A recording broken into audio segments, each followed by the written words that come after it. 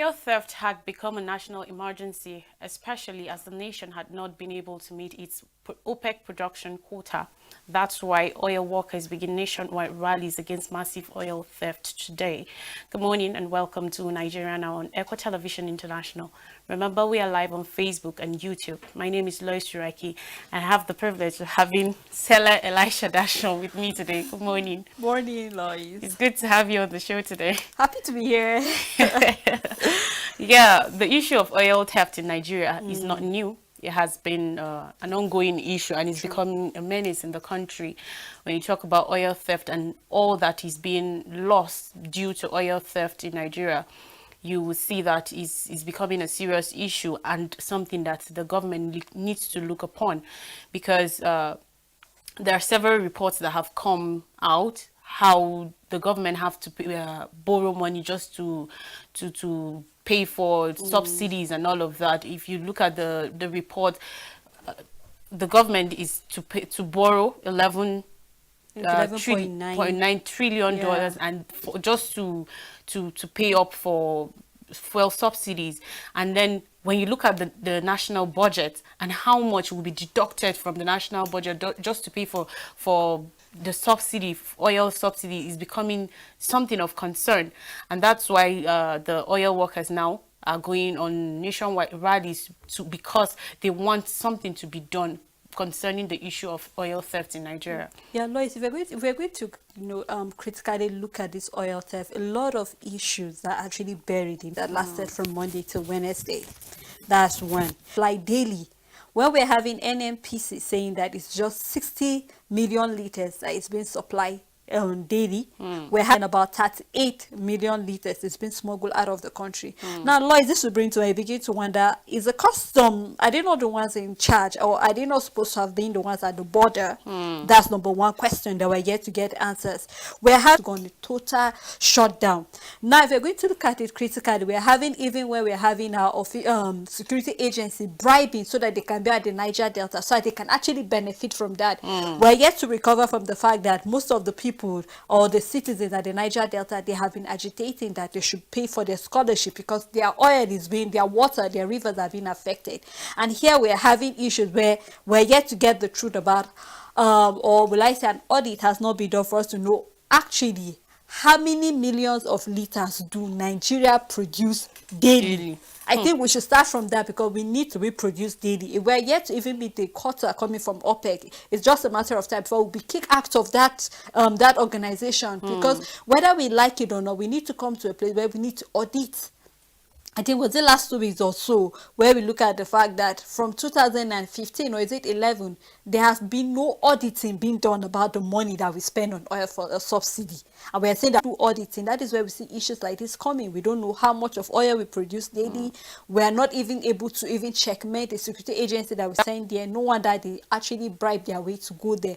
And we're having that the people, especially the common man over there, they are still complaining because they cannot go to their farms, they cannot fish, and we're still yet to even have the needs of the people that are the owners of illegal refineries in the Niger Delta in on a cycle over and over and over again. So I think we need to come to a place where we can say that enough is enough. And I think these oil workers are actually right to say that they will go on strike. You know, based on the recent reports from the Nigeria Upstream Petroleum Regulatory Commission, that's their chairman, who is Gbenga Komolafe, he said about 132 million barrels of the 141 million barrels of oil produced in the first quarter of 2022 were received at export terminals.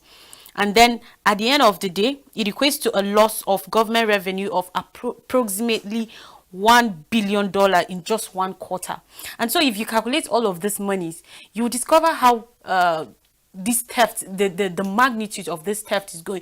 There was a report that said they shut down over 100 illegal refineries in the country and prosecuted or arrested 100 or 122 or thereabout people that were doing all of these illegal activities. But I think it's not really enough, because recently Topolo was given the contract of billions of naira just for this security, and we're still having these issues.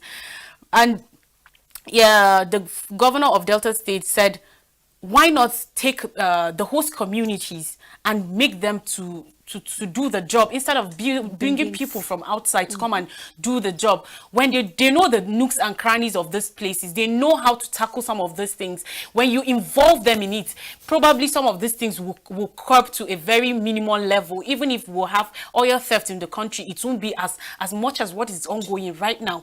And so I think personally, I think that is a good observation or a good proposal from the Delta State governor. If the host communities are involved in doing some of these things, it will go a long way than bringing people outside to do what they are doing. And definitely, Sele, when this theft is ongoing, it's not just about a few people out there. A lot of people are involved in this, because I don't even see the possibility of one or two people trying to push out oil from this country. It has to be with even the big people that are there in that place, Lloyd, because the junior workers cannot do what just do that on their own if other people are not involved in it. And so the government really needs to do something. I know that the Pengassan are doing well in going for the rally, because they can't bear it anymore. They are the ones doing the work, and at the end of the day, they are not benefiting. They said they can't take it anymore, that they will do the job, and other people are benefiting from billions of naira every other day, while they are there suffering and doing the job. It's not, they can't take it anymore. And so this nationwide strike rally, rather, I think it's a welcome one. Although that's basically what we like to do in Nigeria, is either we go for strike or we go for demonstrations and all of that. And at the end of the day, nothing is being done. Nothing is being done. We've seen ASU has a lot of protests, demonstrations has gone on and all of that, but ASU is still on strike. It's 208th day today that they've been on strike. But then when the government takes up its responsibility and do the needful, I think some of these things will be curbed, and then the issue of oil theft will take it will be taken care of. Yeah. You know, Lloyd, when you're still looking at this oil theft, now, the government said that when they stop paying fuel subsidy, we're going to start buying petrol at over 465 naira per liter. Almost 500. Oh, yeah, close to 500 naira per liter. But then let's take Badrin that treated fuel. How much did we buy petrol? It's a question we need. Are we not still paying the fuel subsidy? Why have we refused to fix our local refineries? We still export our crude oil and still import it back. We're buying it back. Why have we refused to fix our local refinery? It's because somebody somewhere is getting rich by paying that fuel subsidy. Somebody somewhere is still getting rich by this oil theft we're still talking about. And this oil theft has even resulted to our naira falling daily, because we sell our petrol in dollars, not in naira. So you can see that there are a lot of hidden matters that we're yet to address in this nation. And just like somebody said, that Nigeria is blessed with everything, but what we lack is good leadership. Because if we have good leaders, somebody will sit there and say, yes, just like you said, why can't we use the host community to be involved in it? Why do we have to bring people from outside to be the ones to check men, to work in all these refineries? And then at the end of the day, they cook oil. No wonder their farmlands are already wasted. They cannot fish. They cannot go to their farms. And then lots of things. Take a look at the inflation right now that is taking place. So I think a lot of things need to be addressed. Just like you made mention about ASU. For how long have they been on strike now? In September, by 14th of September, it will be 7 months since the students have been at home. ASU is refusing. Okay, they say we're going to give the professors 35%, other workers 23-point-something%, and then back and forth they say, no, we don't agree. There are other paperwork that have not been addressed. We need revitalization. We need, back and forth, and we keep going. At the end of the day, the year is going.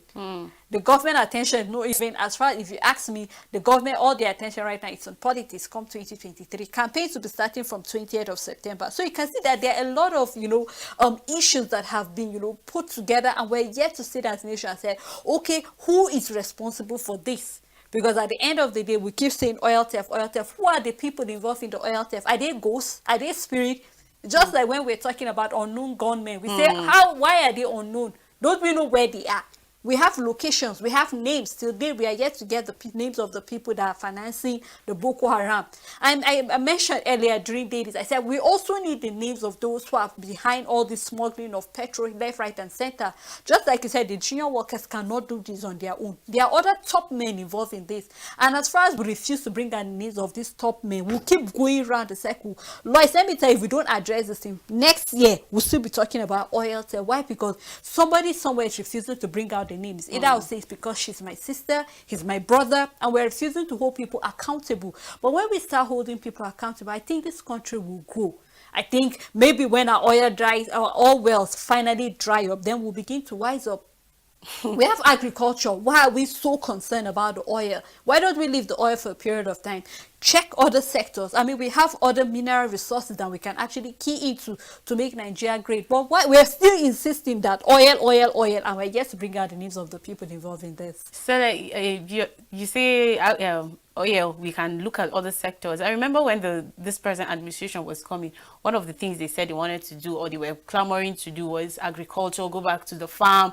You know, a lot of times there were times that the president said we should go back to the farm, nobody should wait for the government to provide jobs and opportunities. And even during this ASU strike, people have come out to say it's not everybody that should go to school. People should go back to the farm and all of that. But what have you kept in place for people to go back to the farm? Because even when you say people should go back to the farm, we're not talking about this petty kind of farming or so. We're talking about ways, you know, industrial kind of farming, like technical farming, where people will have tractors, will have enough fertilizers, enough seedlings to grow their farms and all of that. But those are not even put in place in the first place. When you look at it, we look at the issue of insecurity. You go to the farm, you get killed. Your crops are being destroyed. Cattle will eat them or they kill you and all of that. We've seen pictures and other videos of how farmed lands of maize were cut down. Maize that have grown very well, that you see them growing very well, they were cut and destroyed. The whole farm, large hectare of farmlands were destroyed. So we're not talking about farming. Of course, agriculture was the mainstay of the country before we discovered the petrol. And so I don't even see the need why we have to bury our heads in petroleum, and then the issue of oil theft comes to play every now and then. The government needs to really stand on their feet, and the proper authorities that are supposed to be checkmating these things need to be doing their job. I will always say, if someone is not doing his job, then I don't think you should be there. We saw the issue of building collapse, and then the commissioner had to resign. Why? Because it's becoming so much. You are failing in your place of duty. So you should leave the job if you don't know how. If you are incompetent, if you are incapacitated, you should leave the job and allow other people that will do it very well to do it. At the end of the day, we'll see there is a change. But if you're there and things are not working and you are still collecting salary, I don't think it speaks well of you as a person or as an individual that is even kept to overhead that particular industry. It's not right. It's not right, you know, Lois, and that's why I think it's high time we start holding people accountable for their work. If you're being given a responsibility that you don't carry, we need to hold people accountable, because I think it's lack of accountability that results to issues like this. Is it just today we are discovering that there's oil theft? It has been there for quite a number of time, but I think we have refused to hold the people that are involved in that responsible.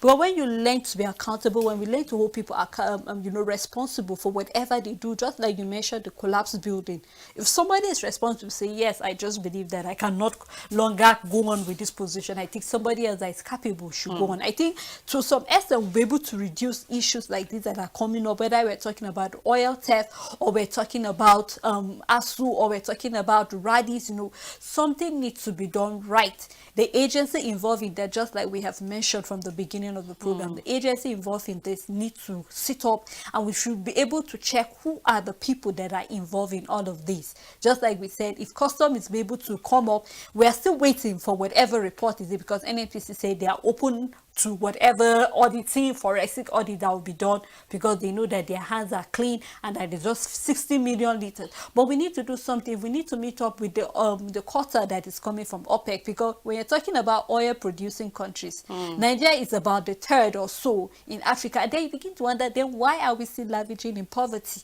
If we have so much wealth, Why are we so poor in Nigeria? This is the question we need answers to. So as far as we don't learn to do the right thing the right way, and be able to checkmate things, and be able to hold people that are people that are involved in illegal issues like this, if we don't put them to book, because the rule of law needs to take its place regardless of who you are. Let the rule of law catch up with you, whether you are the president, whether you are the commissioner, whether you are the minister. As far as your hand is dirty, the rule of law needs to catch up with you. I think when we start going in that manner, Lois, to some extent, Nigeria will be, will go back to being the giant of Africa, not just by name, but even with the way we behave, people will be able to say, yes, Nigeria has really gotten its glory back. And just like you said, if people are being taken responsible, they are being arrested. If you arrest 1,000 people today, arrest another 1,000 tomorrow, I think people will get back to their senses and know that, okay, this thing that we're doing is actually not right. Although it's not like they don't know that it's not right, but they are doing it because there's nothing that is being done to them. Even if they are being caught, nothing is being done to them. But unless when they are caught, they are prosecuted, the course of the law takes its course on them, then I think people would start thinking rightly in this country. We talk about people going abroad. There are rules there, they adhere to them, but when they come to the country, back to Nigeria, they will be doing something otherwise. Why? Because they know that the laws and the regulations are not even binding on anybody.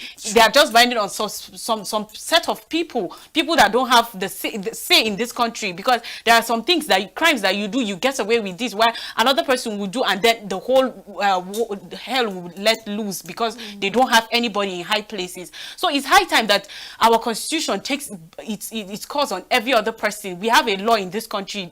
Nigeria is not a lawless state. So the course of the law should take its course on whoever that is being found guilty of one offense or the other. I still want us to talk about the issue of the ASU strike. Yesterday, it was reported that the federal government said it wants to sign a deal of salary increments for the professors and then the lecturers, including SANU, NAT, and NASU. And now SANU is saying that they don't agree to the 23.5% that the government is proposing to them. They feel they are supposed to get more than what the government is proposing. And I feel they need more than that as well, because we're talking about a country where one person will take billions for just himself, and then an organization is asking for how much?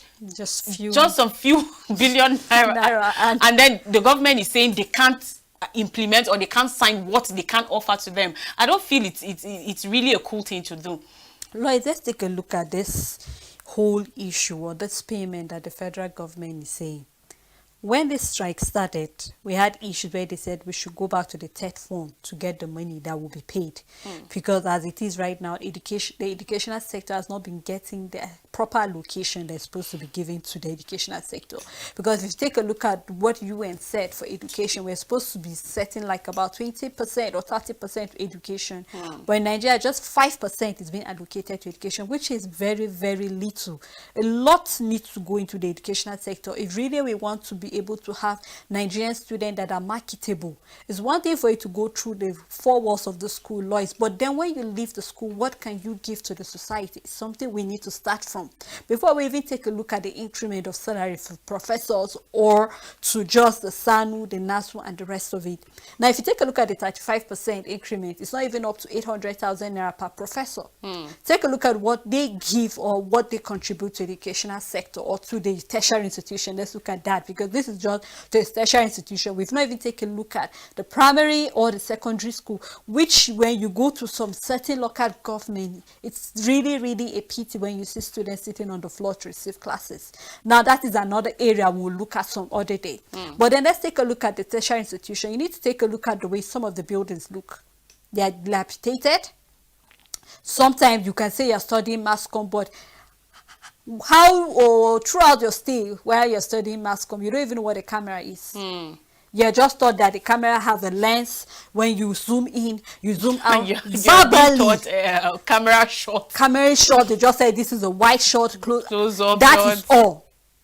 Okay, you're studying medicine.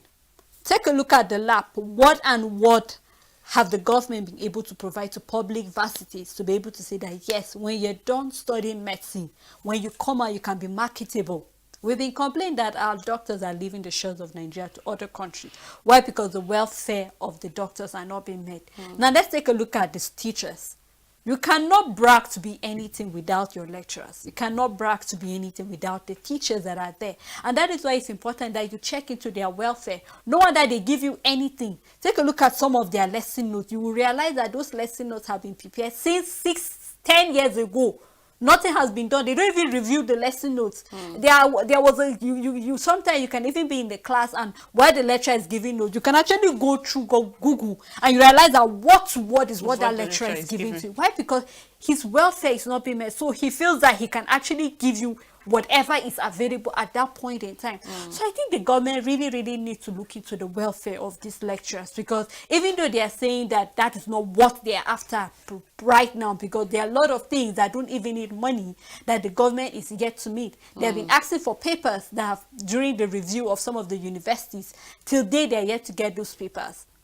Even though their payment role, we do not know whatever the issue is right now, whether they are finally agreed to use the UTAS, which they say they do not want the IPPIS. So you can see, Lois, that it's not just about 35% to our vice chancellor and 23.5% to SANU and NASU, but there are other underlying issues that if we do not address those issues, we'll still come back to the same strike, because there are things that are not yet been met. So I just believe that there are better ways the government should go about this issue, and whatever the payment is, we should be able to know that we are moving forward, and that whatever solution, it will be a long-term solution, not just a short-term solution, that at the end of the day we'll still come back again to the same issue we're trying to address. I totally agree with that, because when you look at the series of strikes that ASU have embarked on, is really something of concern.